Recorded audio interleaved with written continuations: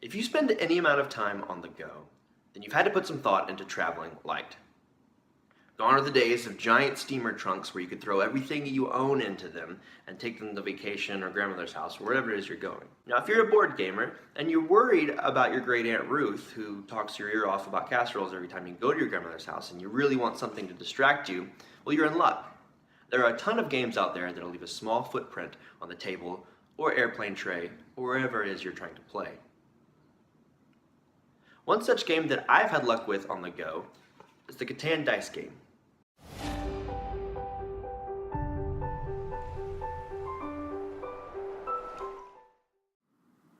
The Catan dice game is a condensed version of Klaus Teuber's classic Civilization game.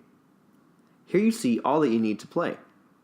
Well, plus something to write with if you're going to keep score. Just as they do in the larger game, players are going to build roads, settlements, cities, and knights and try to gain the most points to win. Players build in this version of Catan by rolling dice. There are 6 dice, and you can roll up to 3 times on your turn.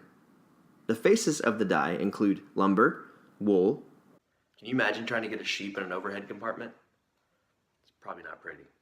Grain, brick, ore, and gold, which may be unfamiliar to you if you're used to the Catan resources. Gold is used to trade. If you have 2 gold at the end of a roll, you can trade for a resource of your choice. During your first 2 rolls, you can lock in resources that you may want to use later. Say you want to build a city, and you rolled 2 grain already. Set those aside and roll the rest again. After the second roll, you can set aside more dice or use the ones that you set aside previously for the third. After the third roll, you can only change the result by using the gold we mentioned earlier or a resource joker, which we'll mention in a minute. Once you have everything you need to build, take a look at your score pad. This is where your civilization will take shape. There is a progression system to each of the structures you can build, and they must be completed in ascending order. Knights are the only exception to this rule.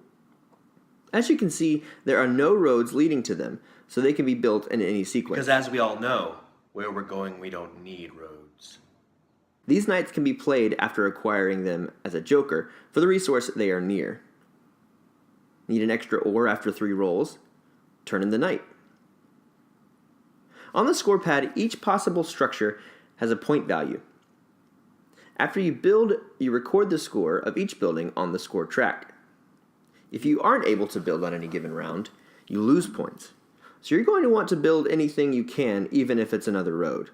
The player with the most points, once the scoring track is filled, wins.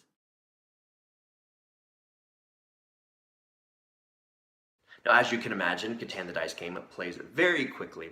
It works well with 2 players. You could even play it on your own against yourself if you keep track of the score on the score pad. As a side note, I love things that give you a look into the past of gaming.